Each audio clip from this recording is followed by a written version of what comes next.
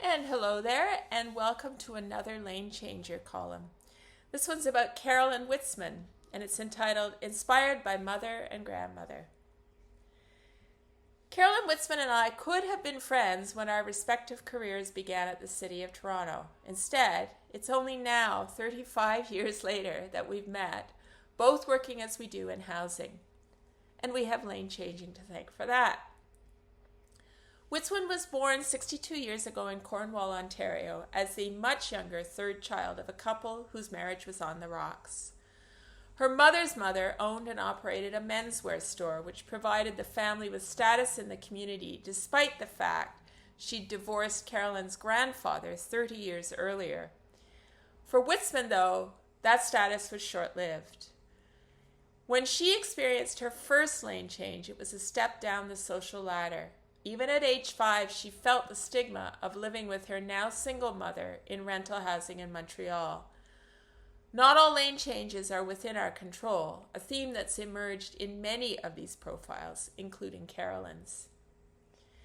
After high school, Carolyn studied at Concordia, where she met her husband, David. They graduated and moved to Toronto so he could be in the center of Canada's then vibrant publishing industry. In Toronto, Carolyn took advantage of David's good income to do a master's at the University of Toronto in gender studies. Their 40-year history as a couple exemplifies the art of dual lane changing. One fills the economic gap while the other finds a new lane. With her master's, Carolyn took a job in 1989 with the City of Toronto. She worked in the Healthy City office, a unit following a World Health Organization idea that livable cities come from individual and community health, and that local governments can create the right social, economic, and environmental conditions to make this happen. I took my first job ever at the city a year later, not knowing I was privileged to see the best of municipal government. I'm pretty sure Carolyn felt the same. Her role working to eliminate gender-based violence was doubtless influenced by the 1989 massacre of 14 female engineering students at Montreal's École Polytechnique. This was a heady time for feminism, and Carolyn was in the thick of it. From a young age, though, Whitzman felt academia would be her forever career. Age 40 loomed, and Carolyn knew the forced amalgamation of Toronto with its surrounding municipalities would water down the city's progressiveness. So she left her well-paid job to get a PhD. This, despite having 2 small kids at the time. She knew, however, David could pick up the slack, armed with the MBA he'd completed while she was the higher earner. Whitzman hoped to get an academic position somewhere in central Canada, but when nothing emerged, she accepted an offer from the, wait for it, University of Melbourne. Now that's a lane change. Her husband was keen to go, and her kids, I asked? Well, she laughed. At age 6 and 10, they got no vote. The family lived in Melbourne from 2003 to 2019. To outsiders, Carolyn thrived in the academic world. She got her research funded, wrote books, and met expectations. For her, though, it wasn't hitting all the buttons she'd expected. To help change the world, she'd need her writing to reach thousands. Instead, she wrote for hundreds in peer-reviewed journals. At the same time, Whitzman's mother in Canada was unwell, and Carolyn wanted to be closer. Poof, a lane change back to Canada.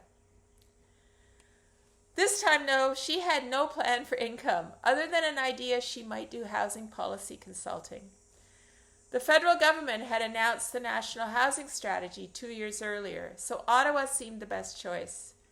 Carolyn also dreamed of writing a book.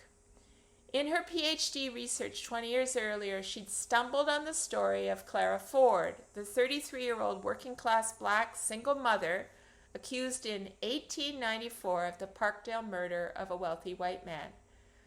Carolyn wanted to explore issues of class, race, and gender of the time, using the Ford story as the vehicle. UBC published the book that resulted, Clara at the Door with the Revolver, the scandalous black suspect and the exemplary white son, and the murder that shocked Toronto. It's a long title. A few months after its February 2023 release, I heard Whitzman read from it at the Eden Mills Writers' Festival, where I got turned on to Whitzman's deep dive into how the media portrayed Clara. Fascinating. Worth a read if you haven't yet. Page-turners like Clara, however, don't typically appeal to an academic publisher, but Whitzman had negotiated a twofer deal. Publish Clara, and I'll give you a second book on housing. Home Truths, Fixing Canada's Housing Crisis, came out 18 months later. Also worth reading as we navigate the current choppy waters from one end of the housing spectrum to the other. Writing books in Canada is never going to pay all the bills, but Carolyn has two other irons in the fire. First, she wrote Clara confident that someone would buy the movie rights. She even had Janelle Monáe in mind for the lead role. While the movie hasn't panned out yet, it has been picked up as a musical in the UK and is likely to find its way to Toronto. Can't wait. Carolyn's second, more predictable revenue stream is housing consulting. She's fully in that lane as the senior housing researcher and adjunct professor at the U of T's School of Cities. She writes regularly about the missing middle of housing, including accessory dwelling units. Think Chandlerville, my laneway house. Subdivided existing homes or newly built multiplexes or apartment buildings under 4 stories. She's leading a CMHC-funded research project called Scaling Up Canada's Community Housing Sector, studying how different organizations might consolidate assets while maintaining organizational autonomy. The Cooperative Housing Federation of Toronto, where I work, looks forward to seeing the results of this work. Why was Carolyn emboldened to change lanes from Canada to Australia and from women's studies to history to housing policy? Well, her mother and her grandmother taught her 2 lessons. Even a married woman needs to be financially sustainable on her own. And take action if you're unhappy. Whitzman acknowledges how privileged she's been with the financial give and take of a heterosexual relationship. But even with that, she's passed her foremother's lessons on to her kids. They don't take shit for long either. Regrets? Not really, other than moving from Melbourne required her to leave many close friends behind. She doesn't rule out a 4th chapter in retirement, though, another lane change, that could well have her back on a plane to Australia, at least for part of each year, to reconnect with all her friends there. Oh, and the other regret?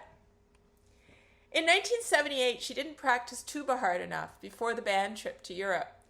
The conductor cut her from the ensemble. That burned, and I suspect has motivated Carolyn down life's highway for the last 45 years. You can get Carolyn Whitzman's recent books along with an earlier history of Parkdale through UBC Press, and you can find the link on my website. Thanks for watching.